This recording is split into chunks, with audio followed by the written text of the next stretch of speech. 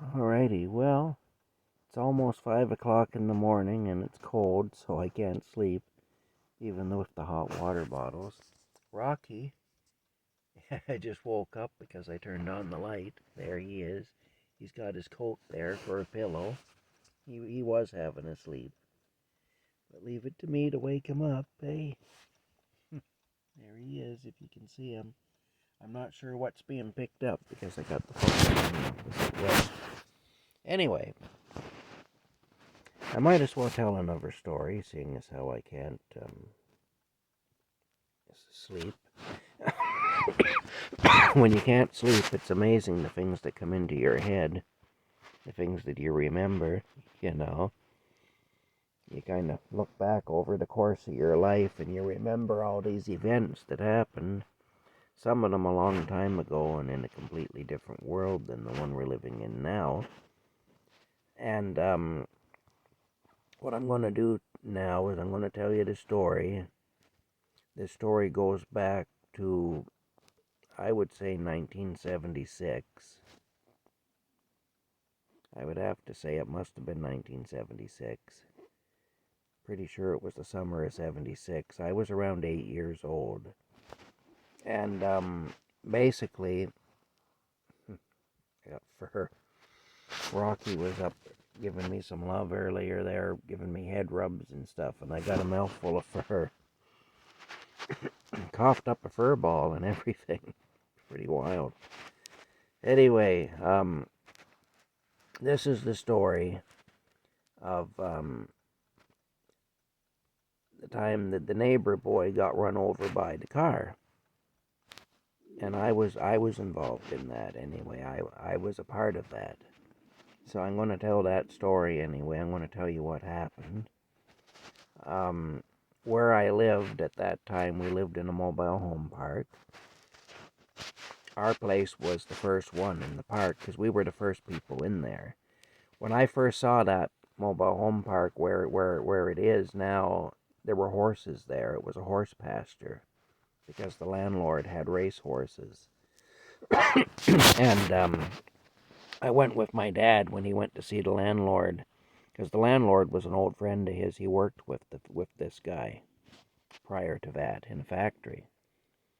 And so, anyway, I went to see my dad, with my dad in 1972. We went to see the man anyway, and I remember standing there where the men were talking and looking over the fence, and I remember the landlord, Jerry, was pointing out into the horse pasture, basically, and saying that that's where the trailer park was going to be. And there were horses grazing in there at that time. When we first came there was no electricity or anything. We had an extension cord running across to the landlord's house for power for the first little while, so we could so we could have our lights on and stuff. Anyway, what happened with the child getting hit by the car? I would have been about 8 years old. I'm sure it was the summer of '76, really, which put me at 8 years old. And the little boy, Kenny, he was younger than I was. He was probably 4 at that time, so he was about half my age. Anyway, Kenny and I, we were playing catch. You know, we had a baseball and stuff there, and we were playing catch with this baseball. And I remember we were standing in the laneway leading into the trailer park, and Kenny was standing with his back to the highway. I was facing the highway. He was standing with his back to it. Now, bear in mind, in those days, there was very little traffic. You know, you could sit there and watch that road for 2 hours and you wouldn't see a car. That wasn't unusual back then. Nowadays, you'd see hundreds of cars along that same stretch of road in that time, if you counted them. But back then, and especially in the middle of the afternoon or whatever, you know, if a car happened to go by, that was an event.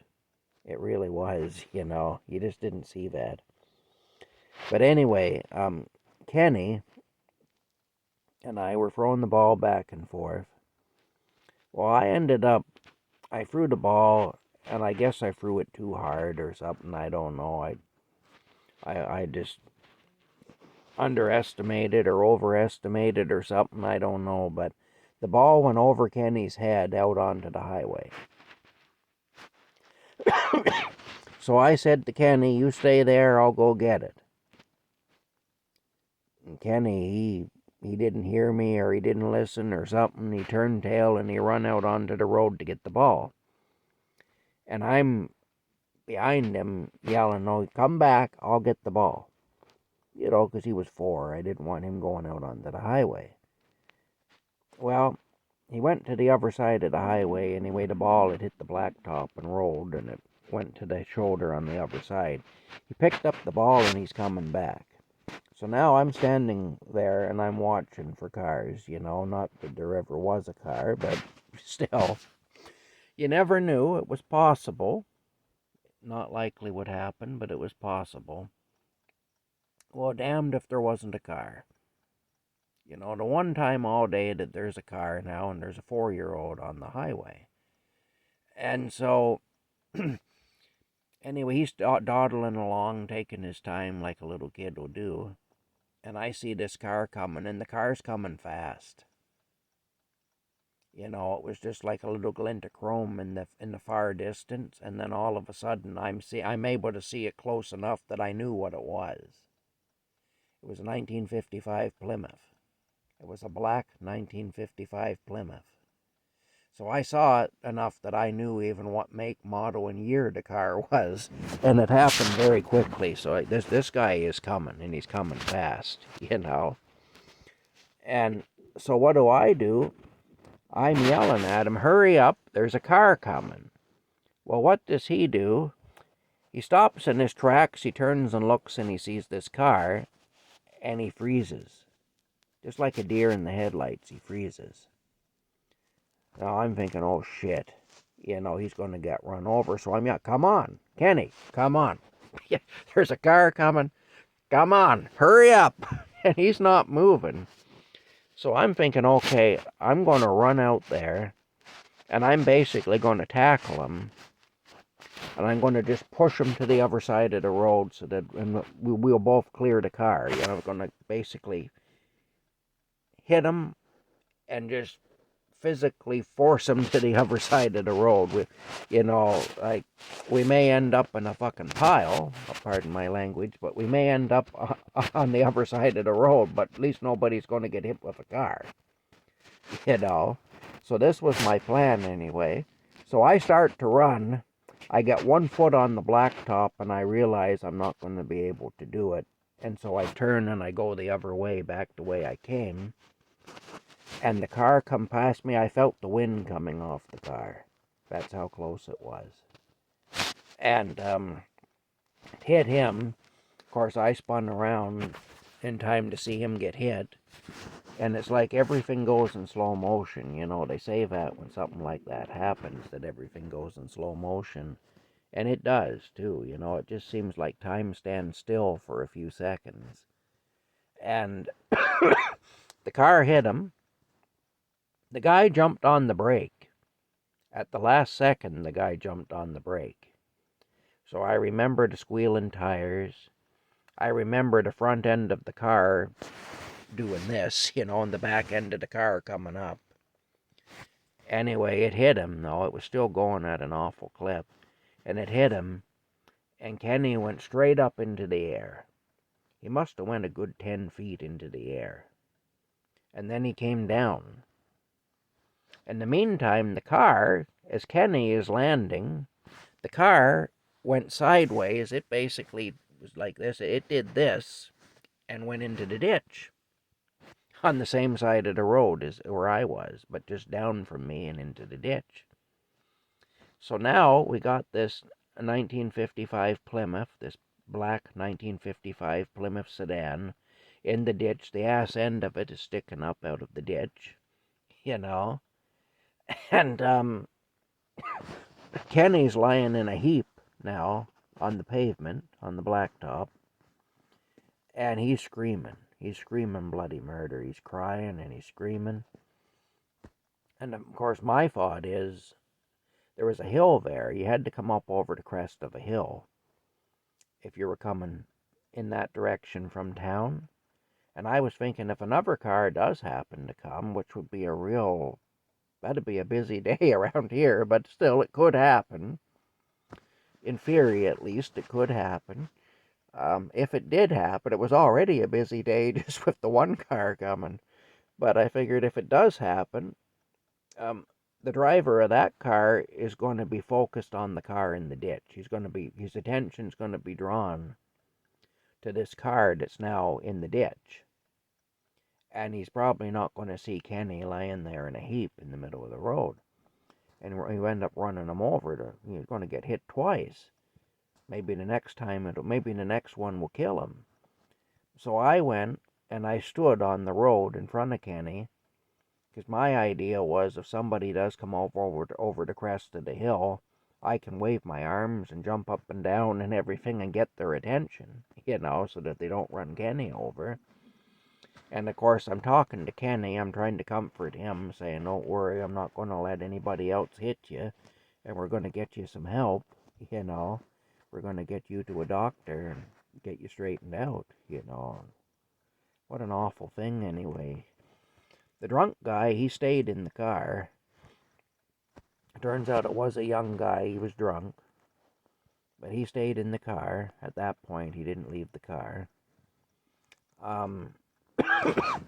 Anyway, one of our neighbors who happened to be home, a fellow by the name of Walter Gemmell. Of course, we always called him Mr. Gemmell because you didn't call adults by their first names, really, unless you had been invited to. Awful nice man, anyway, Mr. Gemmell was. He came up. I don't know if he heard the crash or what. I don't know, but he came up. And he saw what was going on. So he came out onto the highway, and I told him, I said, well, that fella in the black car there just hit Kenny. Kenny was going into the road to retrieve a ball and all that, and this fella come along and hit him. And now I'm standing here to make sure that another car doesn't come and hit him. So anyway, Mr. Gemmell, he said, well, you go inside and call, because we're going to need the police and an ambulance out here. And he said, I'll stand here and make sure nobody runs over Kenny. So then Mr. Gemmell stood on the road, and I went inside, and I called for the, I got my mother to call for the police and the ambulance. And in the meantime, I went back outside then, and now the guy has gotten out of the car. I went back outside. I went back up onto the road, and I let Mr. Gemmell know that help was on the way. In the meantime, the man had gotten out of the car. He had opened the car door, and he went to step out of the car, and he landed in the ditch on his face because he was drunk. And of course, the car was kind of straddling the ditch, so there was a big drop. When he got out of the car, there was a drop, which he obviously wasn't able to account for in the state he was in. And so he stepped out of the car and he landed on his face anyway. My goodness, my head's itchy. My old bald head's itchy. Anyway, he stepped out of the car, landed on his face. He eventually righted himself.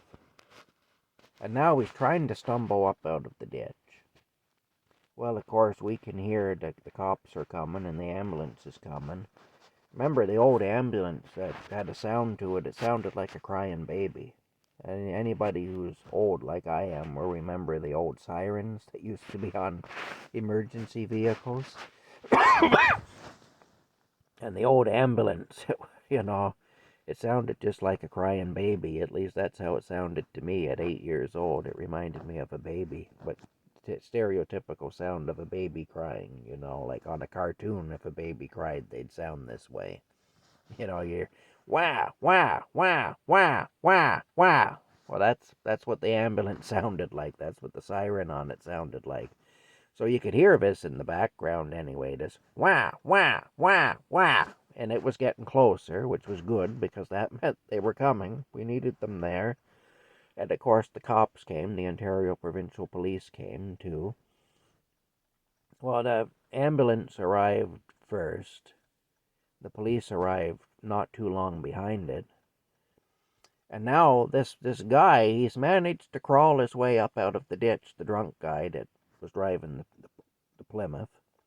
He managed to crawl his way up out of the ditch, and he's now stumbling, walking up and down on the shoulder of the road, and he's in a kind of a state of shock. I don't think he was processing what had just happened. He didn't seem to understand what was going on, and he kept saying like, "What's going on? Like, what's happening? What happened?" And this sort of a thing. He didn't seem to understand. Well, the cop, anyway, he gets out of the car. Now, I'm standing on the shoulder of the road at this point. The cop, the ambulance people, the men from the ambulance, they're dealing with Kenny. They're getting him sorted out. They're getting the stretcher out of the back and all that, and getting him loaded up to take him to the hospital, scraping him up off the pavement. His leg was actually kind of twisted around underneath him in a really unnatural looking state. So we pretty much knew that his leg was shattered anyway, and we didn't know what else was wrong with him, but we knew that.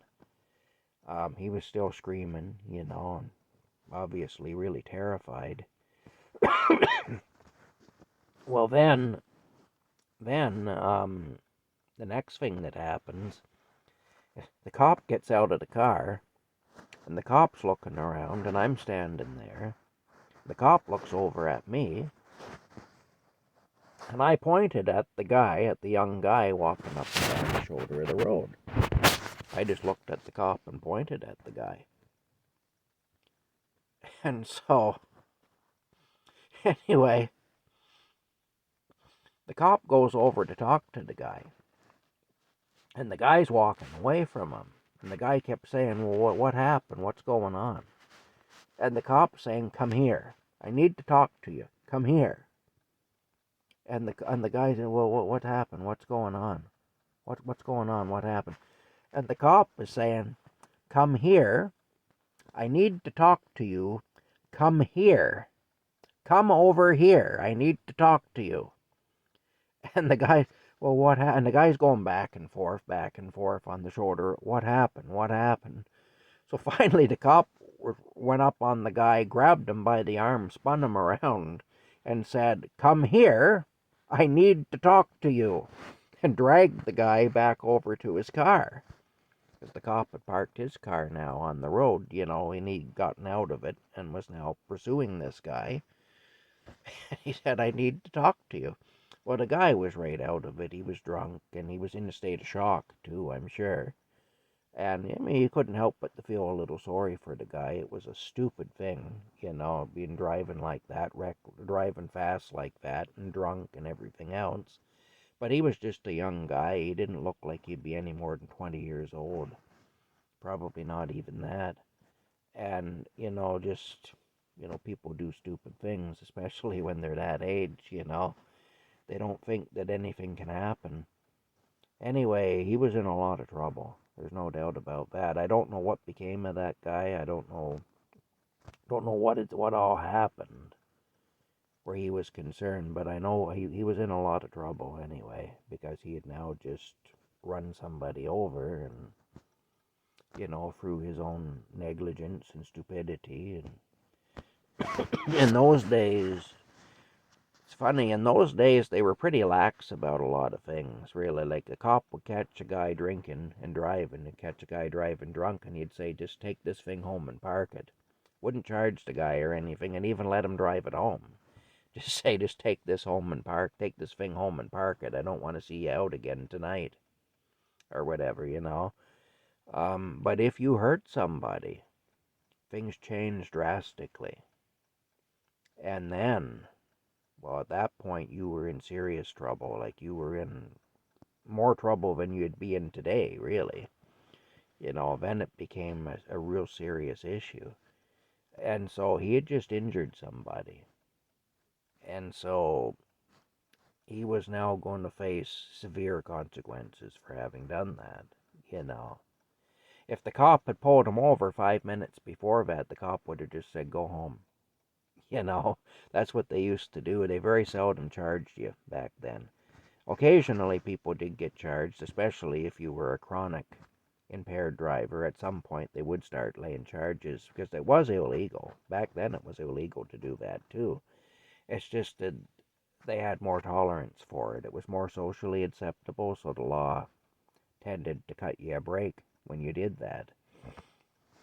But that was up till and until you hurt somebody. He had now hurt somebody, so he was going to pay, and he was going to pay in a big way.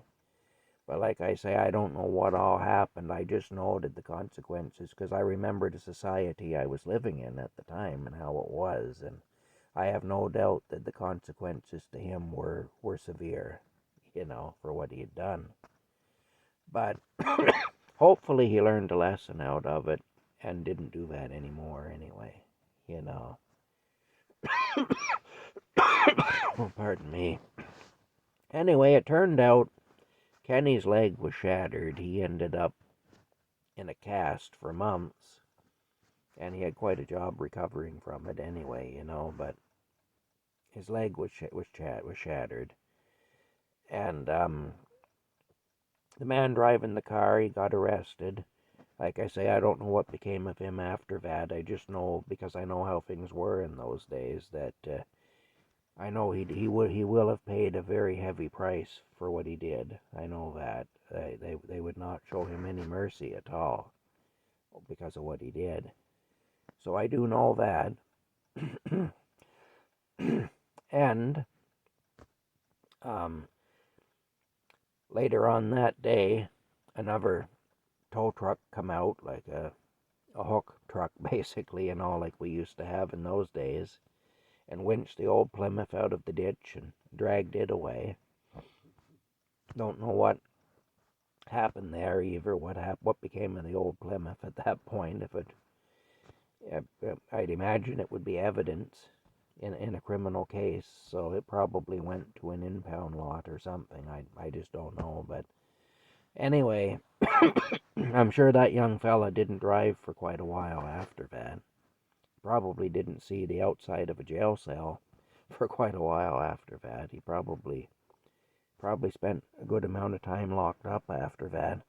Plus, he'd have been sued and, everything else.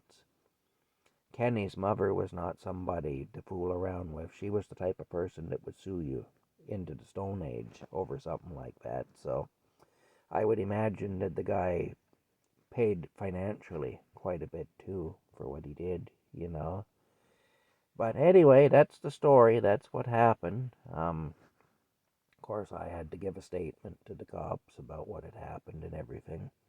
I felt terrible guilty because I threw the ball that Kenny went after, and then I wasn't able to save him. I tried to, but I would have ended up getting myself run over too. My idea of running out basically and tackling him and pushing him to the other side of the road would have worked had we had more time, but there just wasn't. It was too close. I realized at the last second that it was too close, and I just turned and went the other way because I knew I couldn't do anything.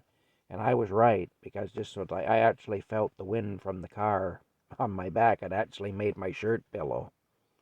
I felt my shirt going or whatever. So, I mean, from the wind coming off that car. And I spun around just in time to see him getting hit and going up into the air. And like I say, I remember the old car. The old cars, if you slammed on the brakes, the front end would dip and the back end would come up. And that's what happened anyway. And it went sideways into the ditch, basically. Just kind of spun around and went into the ditch. Well, it went nose first into the ditch. The back end, the car was sticking up out of the ditch. And the front end of the car was almost against the fence. because there was a fence there. But anyway, like a wire fence. But anyway, that's what happened. That's what happened. Young Kenny was in the cast for several months. It was an ordeal for him, kind of ruined his summer. But he lived. And he didn't hit his head or anything. If he had landed on his head, he'd either been killed or he would never have been right again. So there is that. Still, it wasn't a great situation. That's all. It was kind of a traumatic situation and something I'll never forget anyway. Like I say, I remember it in detail. I'm telling the story now nearly 50 years after the fact. 47 years after the fact. And I'm remembering it just like it just happened. Alrighty, well, that's it. There's another story for you. Um, yeah. Alright. I'm gonna try to sleep, I guess. I don't know. I might have to turn on the heat. I don't want to, but I might have to. We'll talk to y'all later. Bye for now.